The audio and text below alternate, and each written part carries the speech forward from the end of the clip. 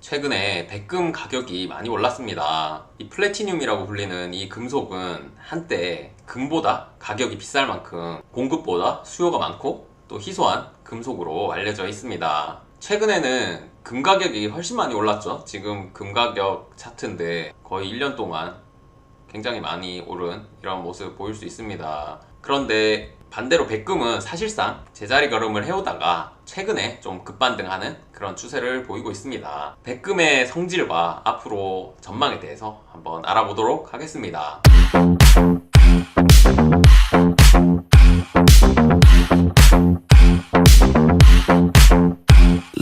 원소 기호로 원자 번호 78번의 이 재질은 우리 주얼리 업계에서 손님들이 14K 화이트 골드를 가지고 14K 백금으로 만들어 달라, 이거 18K 백금 팔면 얼마예요? 이런 식으로 이제 혼용을 해서 우리가 사용을 해왔는데요. 사실 14K는 옐로우 골드에 화이트 금속을 섞은 거, 또 도금한 거라서 백금이랑은 엄연히 다르다는 거를 일단 아셔야 하고요. 원래부터 하얀색 금속인 플래티늄과 또 이렇게 14K, 18K 도금을 한 화이트 골드랑은 차이가 있습니다. 그러면 이 백금 생산량은 어느 정도냐? 1년에 생산량은 190톤 정도 되고요. 금은 1년에 3,000톤 생산이 되는데 거기에 비하면 상당히 적은 양이라고 볼 수 있죠. 그리고 백금을 이제 생산되는 거랑 재활용하는 공급 전체로 보면 한 240톤 정도 공급이 됩니다. 플래티늄이랑 금에 대해서 조금 더 이렇게 비교를 해보면 연간 채굴량 지금 아까 말씀드린 대로 180톤, 또 금은 3,300톤 이렇게 나와 있고요. 지구상 매장량, 지금 지구 안에 우리가 채굴을 할 수 있는 이 매장량이 어느 정도 되냐? 플래티늄은 8만 1000톤 남아있고 금은 한 5만 9천 톤 남아있다, 이렇게 추정을 하고요. 그런데 지금까지 얼마나 채굴했냐를 보시면 플래티늄은 15,000톤 채굴했는데 금은 저 21만 톤 채굴했으니까 전체 금 양에서 거의 70% 80% 지금 채굴이 되고 있다, 이렇게 추정을 하고 있고요. 플래티늄은 아직은 전체 양에서 일부분만 채굴을 한 상태다, 이렇게 보고 있습니다. 그리고 이 채굴의 집중도를 보시면 남아공에서 70% 이상 플래티늄은 채굴이 되고 있습니다. 그래서 이 남아공 공급에 따라서 가격이 많이 변동되는 이런 특징을 가지고 있어요. 그럼 이 백금은 어디에 많이 쓰이는가? 일단 주얼리에는 전체 생산의 한 25% 정도 쓰이고 있고요. 나머지 한 70%는 대부분 산업용입니다. 그리고 그 중에 한 30%가 넘는 곳이 디젤 휘발유 차량의 촉매제로 쓰이고 있습니다. 그런데 아시다시피 요즘 디젤 휘발유 차량보다 점점 이제 전기차가 많이 팔리기 시작하면서 이로 인해서 수요가 좀 줄어드니까 가격이 최근에 계속 감소한 측면이 있거든요. 이렇게 산업의 수요에 따라서 가격이 많이 변동되는 이런 특징을 가지고 있습니다. 백금 가격이 이렇게 가장 높게 2,000달러가 넘어갈 때, 온스당 2,000달러가 넘어가는 이런 상황을 맞았었던 데는 이 자동차 배기 가스를 줄이기 위해서 유럽에서 배기가스 기준을 유로 3, 유로 4 이런 식으로 계속 뭔가 올려왔고, 미국도 배기가스 기준을 계속 올리다 보면 이 플래티늄 수요가 많이 늘어났던 것 같습니다.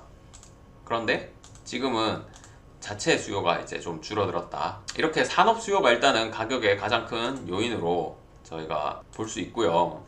그럼 이 산업의 흐름을 잘 지켜보면 또 가격을 예측할 수 있느냐?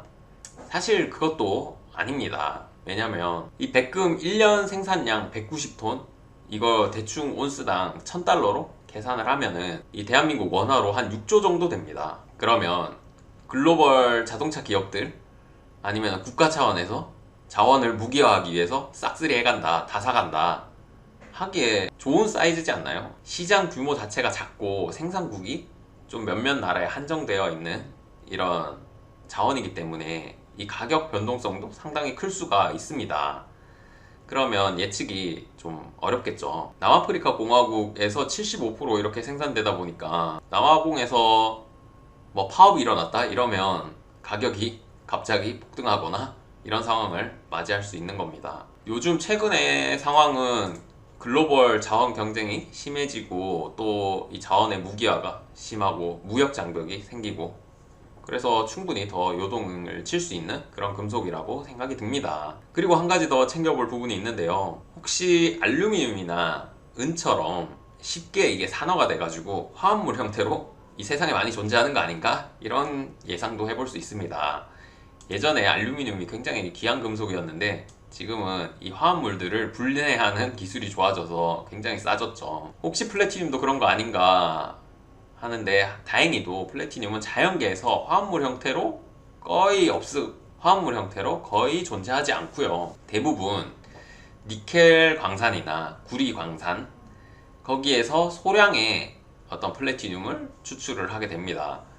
우리가 금이나 은은 금광이나 은광을 통해서 얻게 되는데, 플래티늄은 광산 자체도 없어요. 그냥 니켈 캐다가 구리를 캐다가 거기에서 나오는 부산물 일 뿐입니다. 플래티늄의 화합물들은 인위적으로 만들어진 어떤 산업용 소재지의 채굴 대상으로서 어떤 경제성을 갖춘 그런 화합물은 거의 없다고 보셔도 됩니다. 이런 걸 보면 우리가 다양한 흰색 금속들, 은이나 알루미늄, 니켈, 로듐, 팔라듐 등등 많은데, 그 중에 왜 플래티늄을 이 백금이라고 부르는지 좀 이해가 되시죠? 금이랑 비슷한 측면이 많네요. 이 산업 수요에다가 만약에 투자 수요까지 붙으면 공급 측면에서 이 한계가 있는 원재료라서 또 쉽게 폭등할 수도 있고 또 폭락할 수도 있겠습니다. 백금에 대한 관심도가 또 많이 올라가서 또 거기에 대해서 알아봤습니다.